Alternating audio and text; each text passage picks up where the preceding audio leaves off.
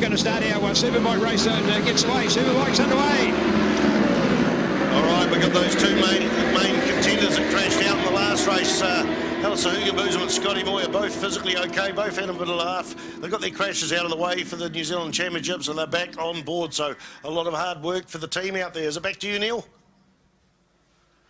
No, we're back up here. So Alistair Hugenboozem, Mitch Rees, Sloane Frost, Hayden Fitzgerald, Scotty Moyer, Daniel Medham, Jay Lawrence, Connor London, Jeremy Holmes, Rob Whittle, David Sharp, Brendan Code and Sam Sharp going into the hairpin. It is Mitch Rees on the number 6. Can he have a maiden Superbike victory here? Second season in it. He's got the goods. We've seen it all weekend. We saw it at Taupo when he matched his father, who was leading the race right down to the thousandths of a second somewhere along the line. Unfortunately, Tony come off in turn 1 at Manfield in the Suzuki Series and got his hand run over and is out for the season, but he's still here rolling his sleeves up. Well, he can't even fit a sleeve on that hand, but you know what I mean. Just to be pedantic about it. We're joined back by Seth Devereaux, and you got any money on anyone for the New Zealand Grand Prix 2018 Superbikes at Ruapuna? I really want Elle to do it. I mean, you shouldn't have favourites, but I mean, how unfortunate was that last one, and how good. BMW, Bridgestone. Oh, Sloane Frost goes up there into 3rd place there. Back to you, Seth. Yeah, I was just downstairs before and I saw that the timing people were having a wee discussion around whether Mitch had jumped the start or not. I hope he hasn't, because it looked like an absolute rocket. He's got the technique dialed. As soon as it's out the gate, he's just head down. He barely even looks like he's looking where he's going, wide open. He's just got it perfect. So I hope it wasn't a jump start. I believe the rules are within 30 minutes. That's got to be dealt with. So let's put that protest in. Somebody's put the protest in, but anyway, get back onto the track. And is that Dan Medham? Alistair Hugenboozem gone into the lead. Alistair Hugenboozem. No, it's still Mitch. He had a good in the front. Yep. Oh, how good is this? Man, I wonder what Sloane's got for them, because I think the last 2 races just been disappointed. You know, to be there or thereabouts, to just not quite have enough for them. And I know those boys down there with Robert Taylor and Shane Kinderis and the whole team would have been working very hard. He's got a lot of good people in his corner, but it's whether they can make enough changes to give him an edge, to give him something to fight with, because the last 2 races, he didn't look like he had enough, did he, Spider? No, but then you can make such a small change thinking you're going in the right direction, and it can all bite you. It can improve, but it can bite you. Remember too, yesterday he had a bent front wheel in there, and that was playing more havoc on his mind than actually on the road. But and I think it was one corner, it was one left-hander rather than a right-hander, where it was just playing a little bit more on his mind. But he brought the bike home safely, and right now you can see him in the bright red leathers on the TSS Red Baron Fujitsu sponsored GSXR1000, second in the New Zealand Superbikes last year. Won the Superbikes, had 1 crash 2 seasons ago, and that was in practice at Timaru. And he's got the confidence, everyone's got the confidence out there, that right now he's hunting the 2nd place BMW 43, the M1 Motorsport Valvoline sponsored BMW S1000R, riding the orphan tyres here, the different tyres, Bridgestone. So yeah, good to see that Al Hugenboozem and the team have stuck with us for a couple of years. Well, the team M1 has, but Al Hugenboozem news to the team have stuck with it and making those Bridgestone work, as I think he goes into the lead, Seth Devereaux. Yeah, I think Al's just stuck through, but Mitch has shut the door on Sloane. Sloane looks aggressive, man. He looks angry. He hasn't come to fight, he's come to win. It looks like he's just got more mojo than he has the rest of the weekend. It'll be interesting to see if he can capitalise.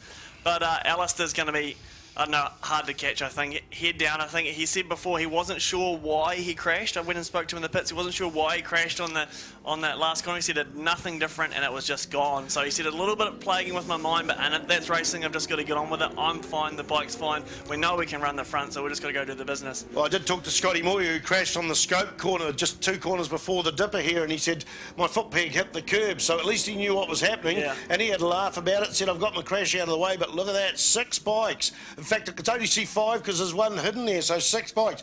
And Scotty Moyer there in 5th place set the fastest lap in the last race. Mitch Rees, how good was that? Slid it up the inside, didn't muck around, nice and clean, good drive, and didn't wait around. Didn't think, oh, I've got a good drive, but maybe there's not enough room. He just stuck it in there, nice and clean pass, and got it done. How good is that?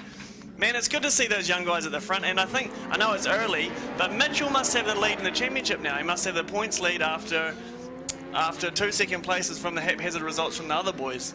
We've got Neil poking around looking for something. We do, yeah. Neil's joined us back in the commentary box after the interviews. We have got some points up to now, I'm pretty sure, but right now it is Mitchell Rees, Alistair Hugenboozem, Sloane Frost, and then about 40 metres back to Daniel Medham, Scotty Moyer and Hayden Fitzgerald. Then the best of the rest in 7th place on a bit of a lonely ride is the Carl Cox Motorsport bike, the GSXR1000 TSS Red Baron 37.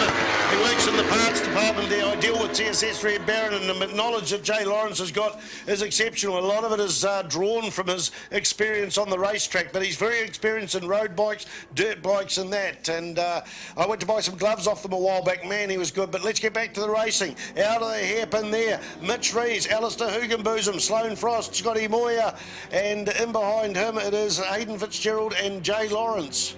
No, I think you missed Daniel Medham there. Daniel Medham, sorry. It's pretty tricky from this distance to spot some bikes sometimes, especially because they're similar colours, but how good are those Suzuki's? Well, especially with that bag of lollies in front of me, I'll keep on looking at that. Spider's distractible. I think that's how he fuels his one-liners, candy and energy drinks. Maybe a cheeky cigarette out the back. Yeah.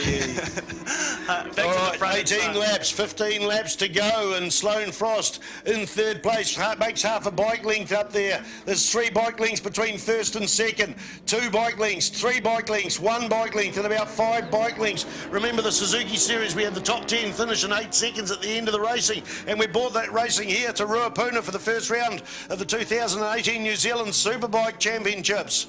It's interesting looking down to the pit wall here. I can see Shane Kinderas just busy looking at the track, looking around, looking up pit lane, not necessarily looking at the bike, but thinking about what's going on, what that can be improved, what's different, what's changing. Obviously, there's still the battle for the lead going on up front. Has Mitch held on to it? Yep. So, Seth Devereaux, in terms of pit boards coming out there, what sort of information are the riders looking for particularly? Well, typically in New Zealand, everyone seems to do the same thing. You've got the position, as in what position you are on track, how many laps there are to go, and then how close behind you the nearest person is. Now, towards the end of a championship, you'll find someone with important information like how close their championship rival is or how close someone important is. I think we've just had a little bit of drama occur down at Oakham. Now I think that's Hayden Fitzgerald, and believe it or not, he's just posted the fastest time in that previous lap, and there he is just coming in. So, is that... I'm going to say Scott Moyer.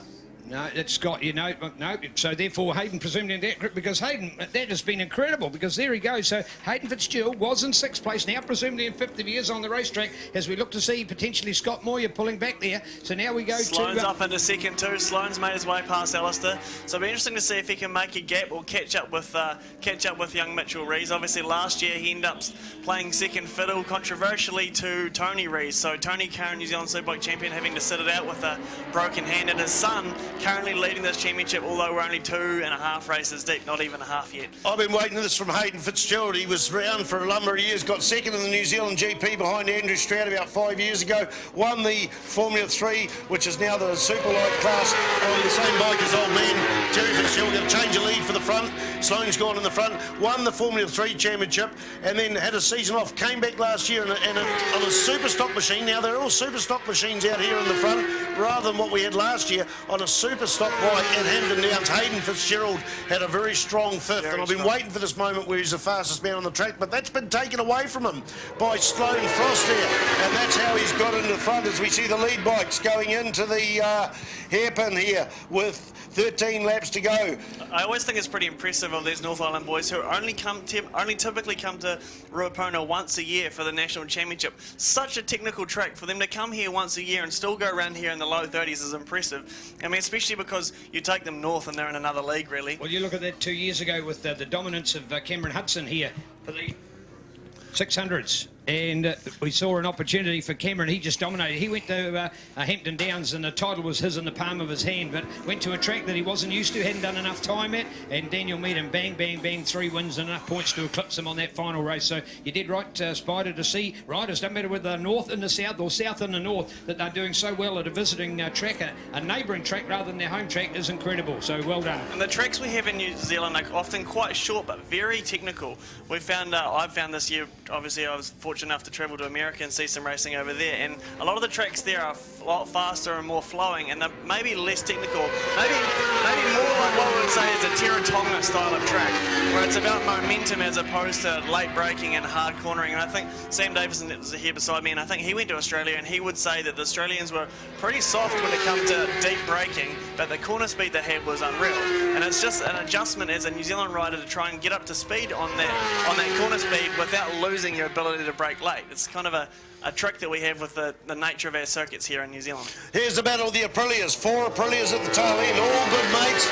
And right now it was, I think, we'll wait for the screen there because numbers are very hard to pick up at this speed down the front straight.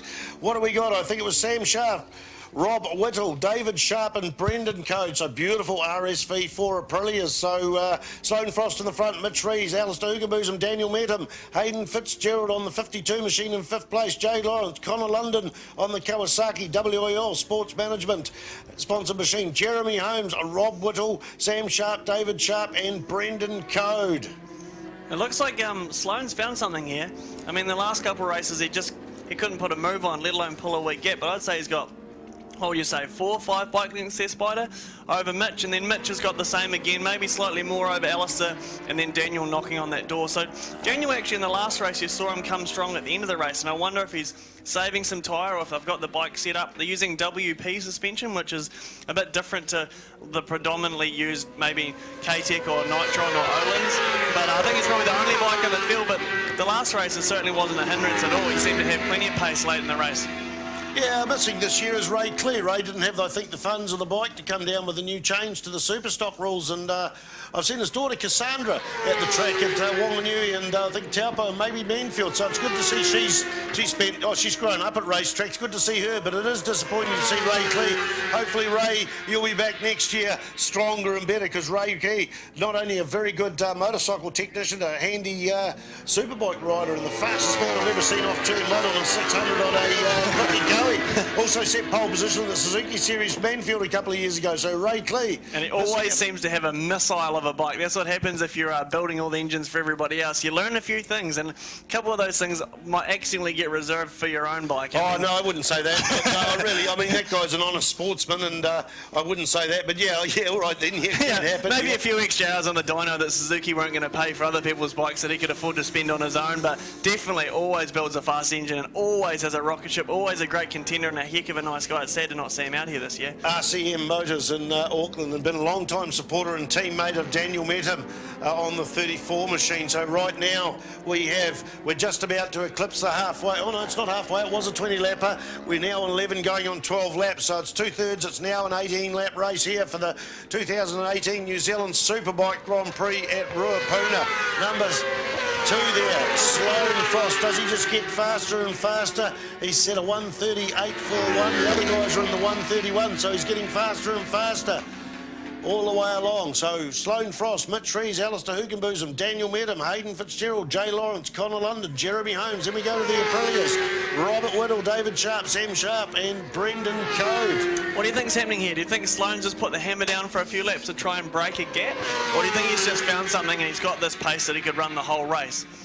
What do you think, Spider? Do you think he's either found something and he's just got enough all the time, or he's really trying hard? He's trying hard to break them so that... Yeah, he always tries hard.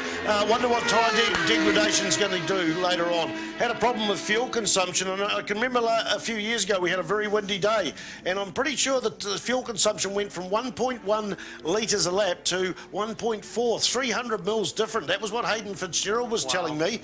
So that was the problem yesterday, but that's not a problem now. I think Sloane's just got into that mode, and he's always determined. Is that someone? Alistair Hugenboozem tries that classic Southern Salvage punch out of the corner and almost goes up on the inside. But does he lose a place there? Yeah, he lost the spot to Daniel Metham. He got the drive in, tried to stick it up the inside of Mitch. Mitch was just like, I've got the blinkers on. You can put it in there if you want, but I'm going to pretend I don't see you, if he did see him.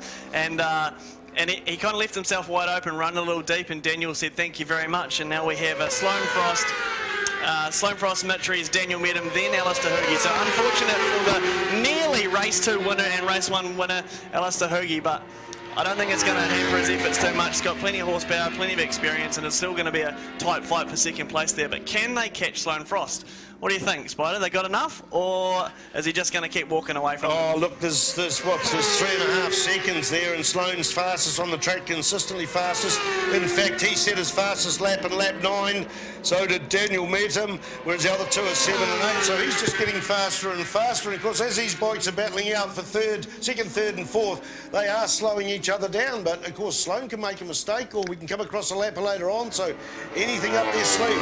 We're closing in. if a race gets red flagged after 65%, it can be called. I don't want to wish bad luck on anybody, so that's where the positions sit. I think they go back a lap, and anyone still racing is still qualifies for points, so he's just keeping the hammering down. We've seen Sloane Frost do this. Remember that race at Timaru where Robbie Bugden come back, I think, with a broken leg? Did he win by 18 seconds? Yeah, big gap. Yeah, it was after a bit of action at Wanganui where Ryan Hampton, I think, had tucked the front and skittled Robbie Bugden, broke his leg. The gritty Australian, that one, the Honey Badger, got back on it and came back for a win, but sad to see him retiring. Was it 7 New Zealand Championships you took, or 5 New Zealand Championships? 5 New Zealand, 7 seasons here. Robbie Bugden in the hands of Fred Fenton from Christchurch here. Great to see. Shame that Red Fenton's got not got a team here this year, Sydney. Yeah, I think it's just tough. You know, there's not a lot of money in the industry, and it's a lot of money to put together a championship and a program, and obviously Alistair had a good offer from Mulgi at RWR Iman Motorsports on the BMW, and kind of the decision was made. Is a bit sad. No, Red Fenton had pulled the pin just beforehand, and then because I remember Alistair Hugenbosom saying his one door shuts, the other one opens, so that was there. But Alistair Hugenbosom paying dividends there with a win this weekend. Sadly, a crash in the last race, and he's now battling it out in, I think, in 4th place there. He can come on strong as well, but all these guys are strong, fit, and fighting fit, ready for action. And tyre degradation probably won't be a problem. You know, it's not a stinking hot day, is it, Seth Devro? No, surface temperature I think you'll find is around the mid-40s, which is, you know, safe. It's a good surface temperature for a lap record, good surface temperature for long life from tyres. It's good for consistent racing from start to finish. Once you get above like the 60-degree mark, you start seeing it starts getting greasy again. You know, too cold's greasy, too hot's greasy, in the middle is really good. But back on track, Daniel Medham's got past Mitch Rees. Mitch is trying to use that beautiful Honda chassis to get back past him, but I think if Daniel can get a bit of clear space and find his rhythm, he's probably the only one at the moment on the timesheets that's got enough pace to track down Sloane Frost. But I mean, it's going to be a big ask. He's got a big gap there.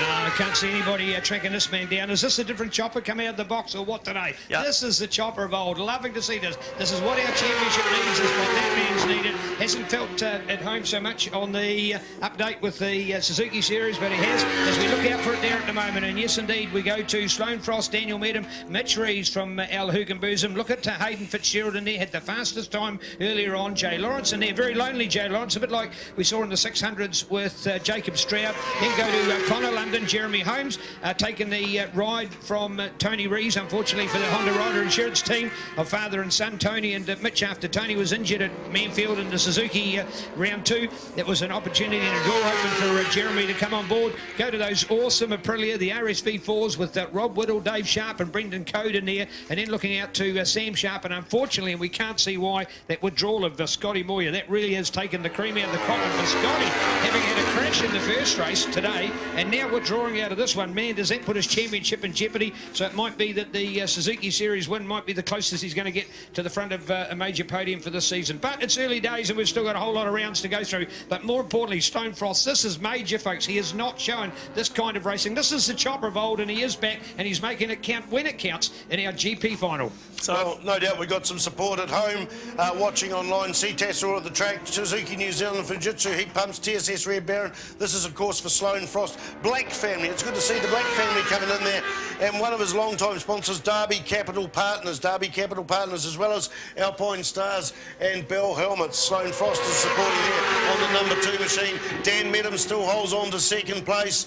His last lap time, 1:32.475 to 1:32.794. But you wouldn't pick it on the start-finish line because Mitch Rees is oh so close. You can see those bikes that come out of the Flexo Pass corner here at Ruapuna. They're going through the Icon corner. There's 3 of them with Medham in front, followed by Mitch Rees. Mitch Rees has got plenty of drive coming into that corner. Seems to have the edge on that corner ahead of Dan Medham. They close up with Alistair Hugenbosom, the local Candabrian, on the number 43 machine in behind. Out of the hairpin, Seth Devro. Yeah, I think I'm just doing a bit of live maths, and you're going to have to bear with me because it's been a wee while since I've thought about anything useful. But I think if it was to finish the way it is at the moment, you would see Mitch Rees and Daniel Medham tied for the lead of the championship, and Sloane Frost in a very close second. So I think that would the win. I'm not sure who would have the lead there because it would go on based on best most recent result. Maybe maybe Mitchell with 2 second places, but I'm not sure. I suppose they both have 2 seconds and a third, so yeah, it'd be a tricky manoeuvre, but at the moment she's going to be very tight heading into round 2, so that's what we'd like to see, keeping the championship really sharp. I mean, we've already got a 15-point lead in Supersport with James Hoogie sneaking out to a 15-point lead over his teammate, but in this one there'll be, I want to say, 2 points or 4 points in the most between the top 3. So, and that's excluding Al, who's already won the first race and unfortunately crashed out of the win the second one, so definitely would not count Alistair out of the championship either. So pretty exciting times to be watching Superbike, Spider. Yeah, tough day at the office for Scotty Boyer. Clipped the foot bag in the first race today and crashed, and then we've seen a DNF for him when he pulled out at lap 4 with something wrong with the bike and out of the hairpin and rode back to the pit. So that's a hell of a hole in his championship. So all luck to that team to get back on board and down to Tilaroo levels for the second round of the New Zealand Championships next weekend. Don't forget, and it goes to March. Can't remember the weekend. 2 weekends apart. We go to Hampton Downs and then the final at Taupo, where Scotty Moyer's home track, where he's had a lap record before. So eyes are on those 3 bikes. Sloane Frost has already checking out of the Christchurch Casino carousel, but it's still those same 3 suspects going into that quarter. Daniel Medham on 34, Mitchell Rees on number 6. This is where he finished in the championship last year.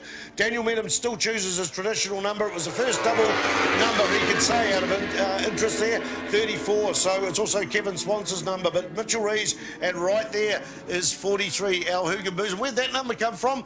When Al Hugenboozem bought a bucket off local Peter Jones, it had number 43 because that was the 43rd bike that Peter Jones had built, and he's just stuck with that number. Also Ken Block's number, isn't it? There you go. I was just looking on track. Sloane Frost has got a full second from what I can see from the timing screen over the boys behind him, which is, I mean, a second a lap. That's a light year in our racing game, so outstanding from Sloane. He's obviously found something because he certainly didn't have that second in the last 2 races. Or change of position at the front here from Neil yelling through from next door. I'm not sure what we've missed, but we've got Mitch Rees back to second, Daniel Medham and Alistair Hoogie. And I wouldn't be surprised if Al's horsepower has... Something happened coming out of that big fix past. I think Dan Medham had a little bit of a problem, and Mitchell Rees run right up there, had to back off a bit, but we're back over to that battle for second, third and fourth at the hairpin here at Ruapuna, and it still is Medham, Mitchell Rees, Alistair Hugenboozem. The orphan tyres, the individual tyres there is Bridgestone, the rest are on Pirellis, and that is the M1 Motorsport bike. And we know he's got the machinery to do it. It's been repaired after the crash this morning, but he won the race yesterday. But Sloane Frost, absolutely in a class of his own out the front for the New Zealand Grand Prix as we've got 4 laps to go. Sloane Frost, a 1:31.150. Mitchell Rees, this is the last lap, a 1:32.030, a 1:32.287, but a 1:31.999. Alistair Hugenboozem. So here we go. 0.2 of a second quicker. Alistair Hugenboozem. That's all we need with 4 laps to go for him to get back in there. But he's also got to find a way through there to Seth Devereaux. It'll be interesting to see psychologically how he's managing after his crash in the last race. If you don't know what caused the crash, it can play with your head. It can really play havoc. If you know what's caused you, what's made you go down, it's, you know, you can identify something, fix it, and move on. But if you're not sure, it really is tricky just to find that same level of confidence again. Interestingly, it seems to be Mitchell Rees who keeps having a look under the brakes everywhere. He's kind of working out where he might get past Daniel. I'm not sure if that's what's going on. It's very hard to know the truth, but that's what it appears to be from up here. And then Alistair, obviously that Beamer, heaps of horsepower. Be interesting to see how the Bridgestones hold up at the end of the race. What have we got, 3 laps to go there, Spider? Yeah, we're starting to see the slowdown in Sloane Frost, so it's one of 2 things. He's worked out he's got 3 laps to go from his pitboard information and slowed down just over a second, very minimally over a second. Or has he got a problem? Holds an 11-second lead. But I think he can afford to give up a second a lap, yeah. You know, yeah, but then the concentration starts to become a problem. You've got to go around there going, right, I can go fast, I want to go fast. I've only got 4 laps or 3 laps, 3.5 laps of the rest of the weekend, and that's one of the biggest problems with people making mistakes, but Sloane's a professional at this. Yeah, sometimes sometimes you're right there, Spider. Sometimes it is hardest to just cruise around. Sometimes you do just have to keep the hammer down, keep yourself in the zone, stop yourself from making mistakes. Obviously, at this level, one little mistake and it's all over. Like, brake a little bit later, a little too early and put yourself offline, or catch a little bump that you've been missing because every other lap you've been consistently doing the same thing. You change something and you can find problems. So, yeah, it'd be interesting to see if he manages to kind of find his pace back, or if he's just decided to lose a second a lap and bring it home. As a rider yourself there, Seth Devereaux, what are you looking out for markers, braking markers particularly? You know, there's marks on the track, but they can change over the weekend. I remember at the Isle of Man one time, years ago, I can't remember the rider, but he was doing something, there was a braking marker, and he was having trouble around the corner, and he'd seen something brown, it was a horse, and of course the horse was grazing, it wasn't tied up. But here at a racetrack like that, you've got the meter marks in there. Yeah. What are you looking for in particular, and what do you think these riders are looking for their braking markers? I mean, everybody's got something different. It can be a little spot on the track, a little piece of paint. Sometimes it is actually the meter board. I have a funny story. I was fortunate enough to go to the Isle of Man a couple of years ago, and I was working with an Irish rider by the name of Andy Farrell, and he asked kindly if Bruce Anstey would take him for a lap around the track and show him a few pointers. And he was hoping just to pick up braking markers off him, and kept asking Bruce, you know, where do you brake? And he said, oh, I don't really know. I just kind of do it by feel. I don't have any distinct markers. And he said, oh, okay, well, how fast do you go through here? He said, oh, just flat out. He came back and he said, it was just a waste of time. He told me to go flat out everywhere, and he didn't know where he was braking. So some people just do it by feel, and others use markers, use references on the track. Around here, short track, I think it would be more important to have braking markers, tip-in markers, break-off markers. You know, some people really break it down and have a lot of different reference points that they use for different motions, but others don't. The white flag is out. Just a little story. Stuart Volt, one of our Christchurch legends that went all the way to Grand Prix racing, went over the Northwest 200, and one of the riders says, oh, you change into fifth gear through here. Well, he had a 6-speed gearbox and he ended up crashing, and they didn't allow for that. So all sorts of different stories. So Alistair Hugenboozem dropped off the pace there in 4th place there.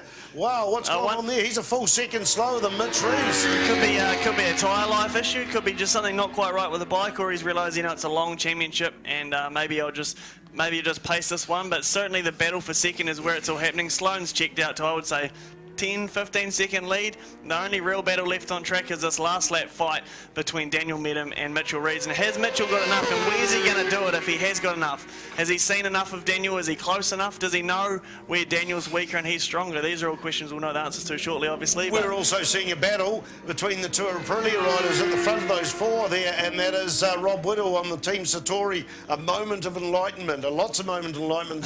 He's getting Rob Whittle and David Sharp. That's into the dipper there, so 2 to 3 bike lengths between them, and almost a change of situation there. Brendan Code in behind them, and of course Sam Sharp. The white flag is out. They're pulling it out. Mitchell is getting very close. Sorry to cut you off there. No, it's racing, mate. Mitch is just sneaking right up behind Daniel. He's trying to line him up. He's got a couple of manoeuvres maybe up his sleeve. He just keeps having a look, but I don't think he's going to have enough, not unless he's got some kind of demon manoeuvre for this last corner here. I think he's going to have to settle, put there over. Sloane Frost with the win. Well done, checkered flag to Mr. Sloane Frost, New Zealand's #2 from last year, and absolutely senior statement compared to these next 3. And then Daniel Medham and Mitchell Rees. That's going to shake up the points. She's going to be real close. I'm going to say 2 or 3 points in it. And that's not only points for the national championships, but that's a New Zealand Superbike Grand Prix. Correct. A very historical meeting for the Canterbury Club, the Canterbury area. You know, it was run out of Cuss for many, many years. Yep. I can remember flying down here in 1983 when Roger Freeth was riding it, when they had a standalone meeting, when there was more motorcycle meetings. 1983. I don't think my parents had even met at that point. Tough gig there, Spider. Back to 4th place, we've got Al Hergy. 5th, we've got a lonely Hayden Fitzgerald. And in 6th place, Jay Lawrence. 7th, Connor London. 8th, Jeremy Holmes on that second beautiful Tony Rees Honda. And then Rob Whittle and David Sharp having the scrap for the Aprilias. And behind them, Sam Sharp, and unfortunately, a DNF for Scott Moyer. We're just going to go downstairs for the presentations of the New Zealand Grand Prix with Neil Ritchie. Be with us.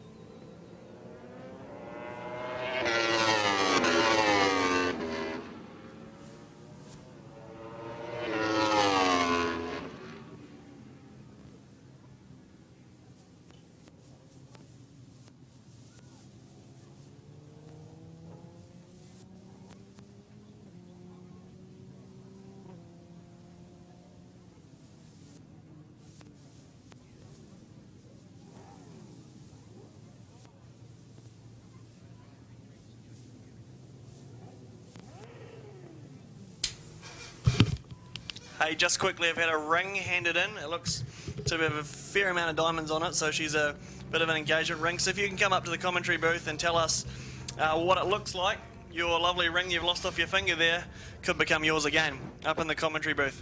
Thanks.